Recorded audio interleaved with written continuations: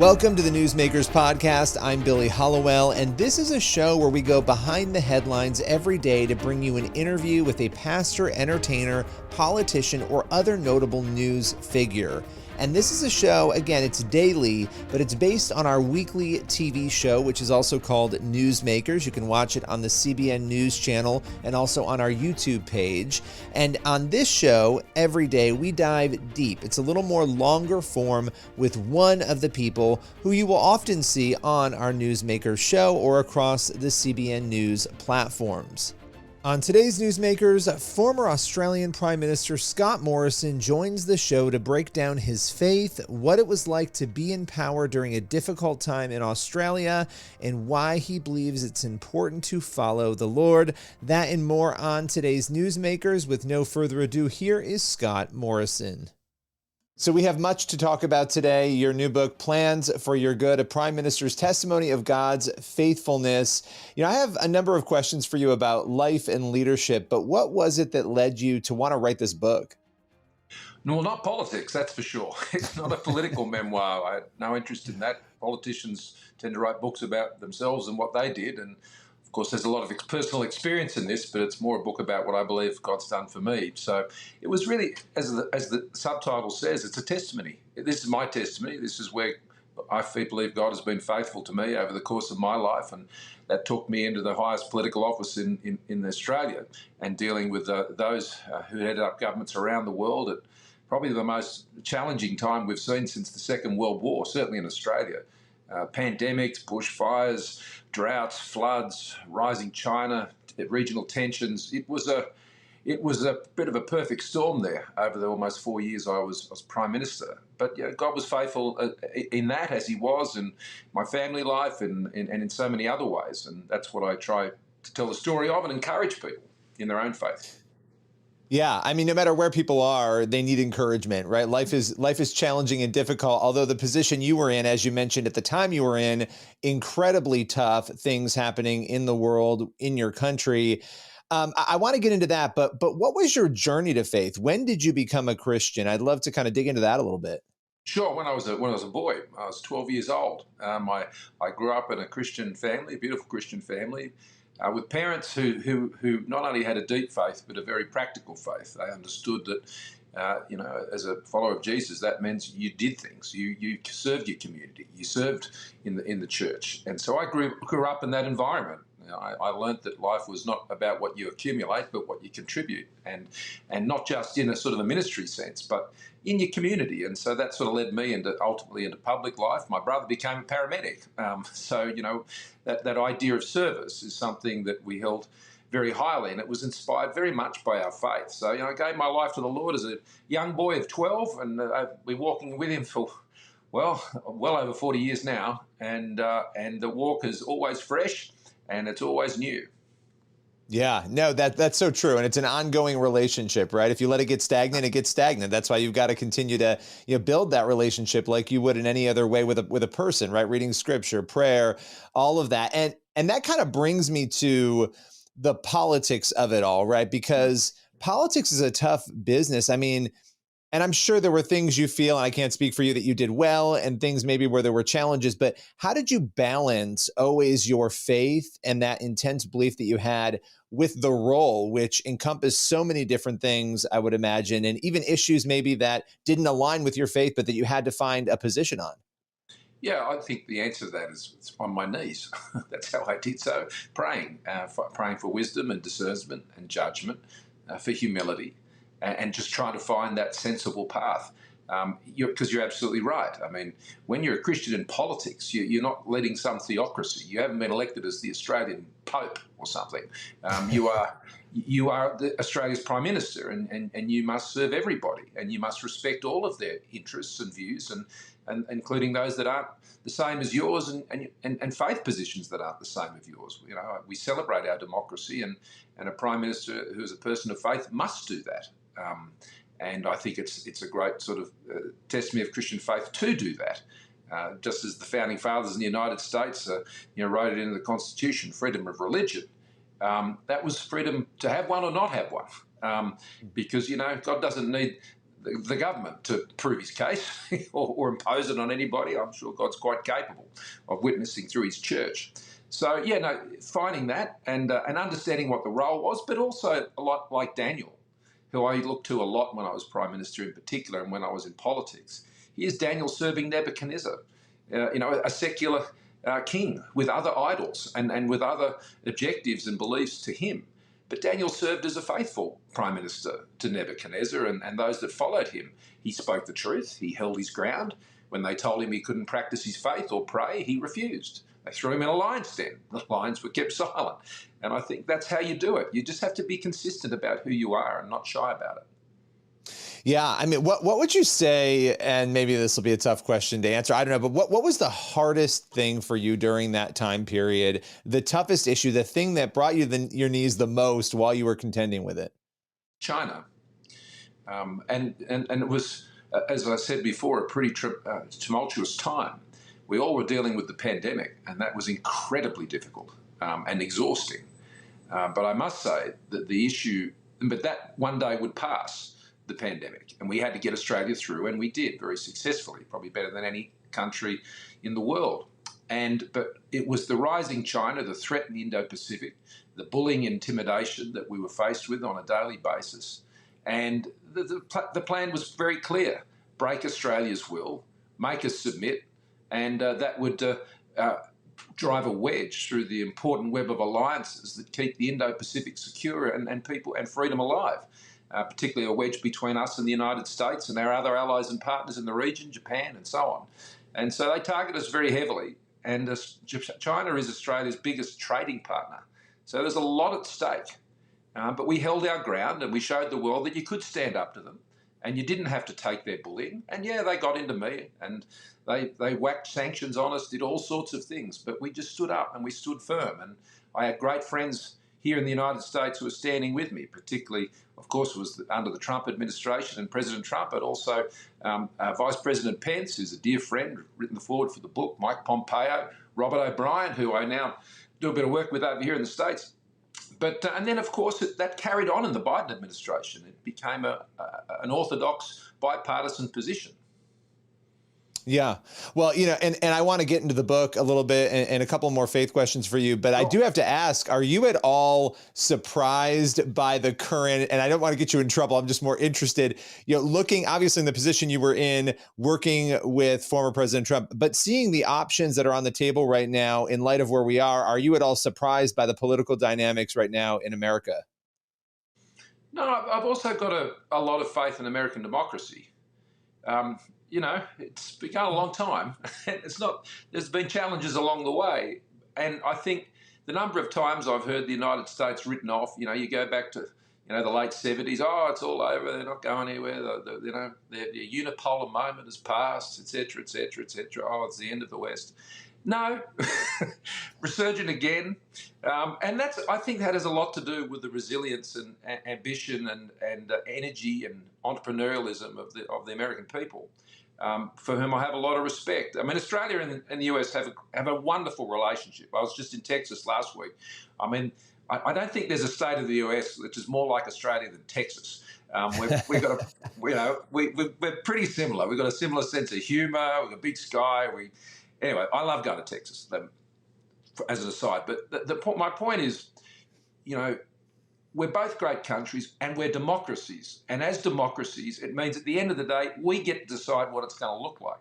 Whoever's putting their hand up, whether it's me, whether it's Donald Trump or whether it's Joe Biden or whoever, the people, we get to decide. And so we've got to take responsibility for our democracy and make sure it's heading in the right direction. And anyone who wants to put up their hand and go into public office, well, I say good on you. It's a difficult journey. It can be hard. You cop a lot of flack. And a lot of unfair things are said about you. But as one of my chief of staff used to say to me, Prime Minister, if you wanted fair, you shouldn't have gone into politics.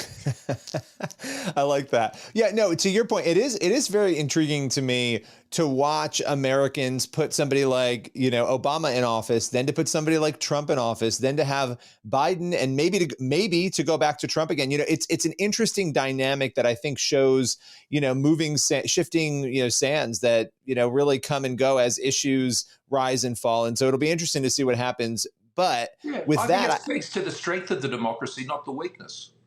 Um, yeah.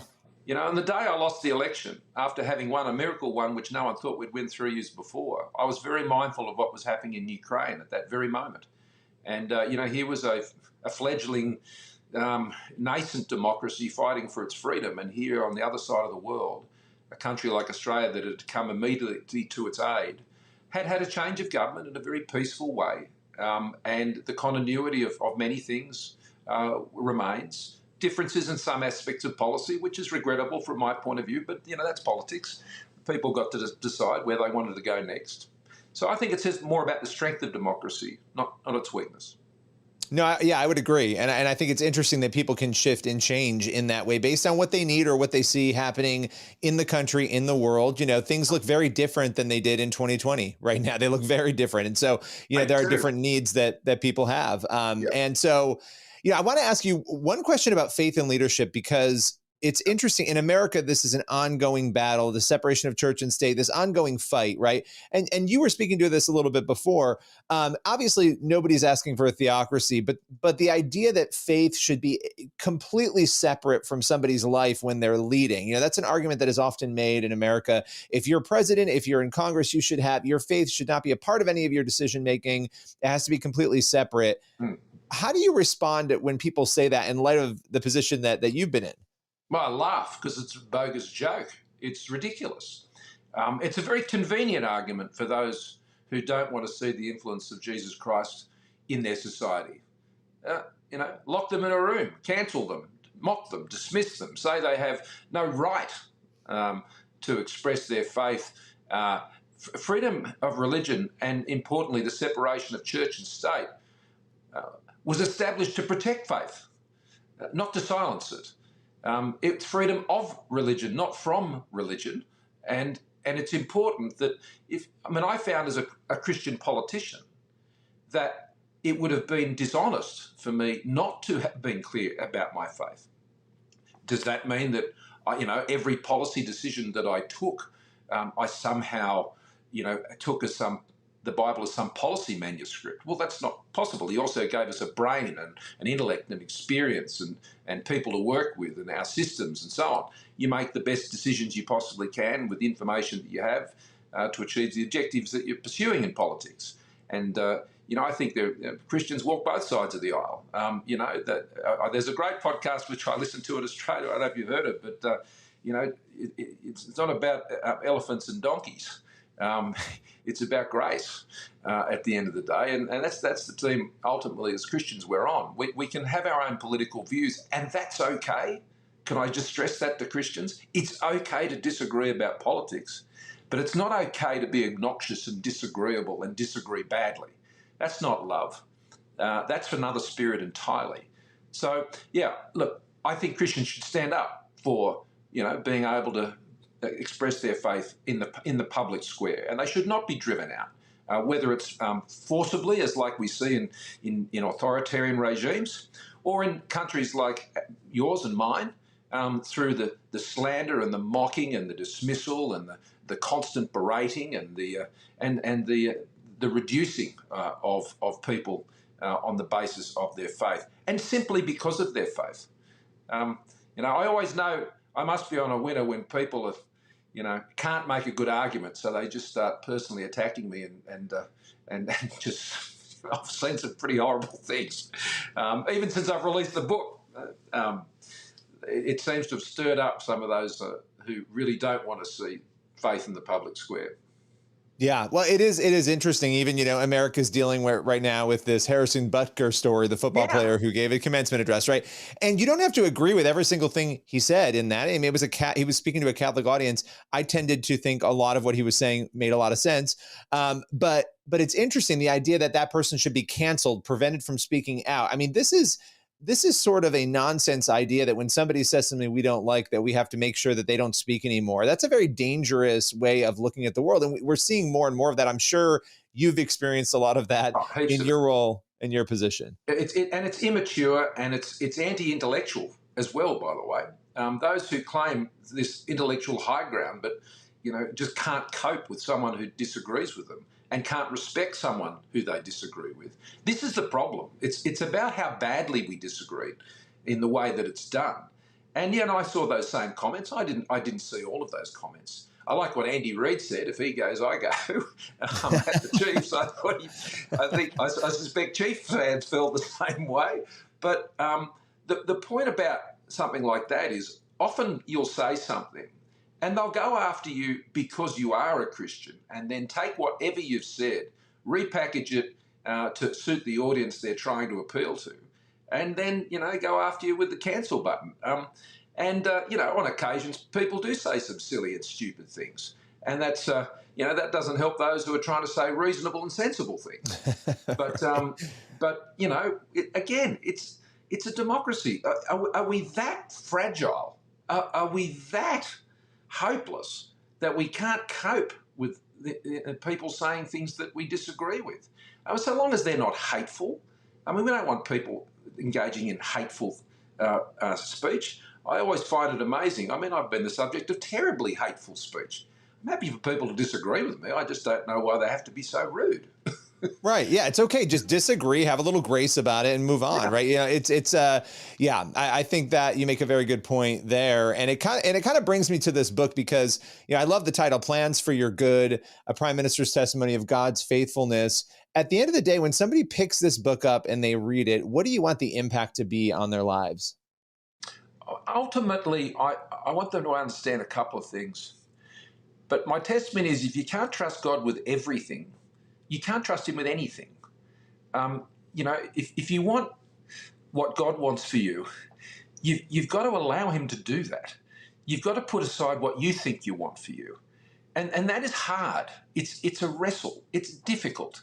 I write in the book about Philippians 4, 6 and 7, be anxious for nothing, but in everything by prayer and supplication, make your requests known to God, and the peace of God, which surpasses all understanding, will keep your hearts and minds in Jesus. That's hard.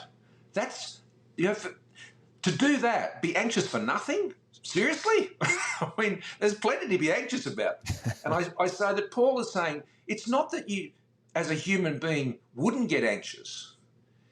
Of course you will. He's not denying that. But he's saying to hand over your anxieties to God, to hand over your plans and your ambitions for yourself, and to hand them over to him, to lay them down. That's the Christian life, and allowing God to work through you. And, we can't treat our faith as a vending machine. The other thing I try and say in the book is, look, I found God in the highest of achievements and the greatest moments of despair, and I was blessed in both. The blessing is not the stuff, it's not the thing, it's his presence. And that's what encourages us. That's what makes us look to tomorrow. I mean, when Stephen was stoned, things for those looking in would say, well, that's not going terribly well for him at this moment in time. But there he was, sitting Jesus at the right hand of the Father, welcoming him. And prior to that, his face was beaming like the sun. So, you sort of want a bit of what Stephen's got there. Yeah, exactly. No matter what, knowing that God is going to be there for you to guide you, and that in the end, it's going to be made right. The book is Plans for Your Good, a Prime Minister's Testimony of God's Faithfulness. It was really great talking with you today. Appreciate your time. Well, look, I really appreciate the chat, and God bless everyone. And if you get a copy, great. And I hope it encourages you. That's why I wrote it. I don't really consider myself an author. I just consider myself as someone who had the privilege to serve at a role, and if that gives me the opportunity to share my faith, then I will. So thank you very much, and God bless. I love that. God bless. Thank you so much. That's all for today's Newsmakers podcast. Be sure to tune in for the next episode of the show, and also head over to the CBN News YouTube channel and the CBN News channel to watch Newsmakers every week. We'll see you soon.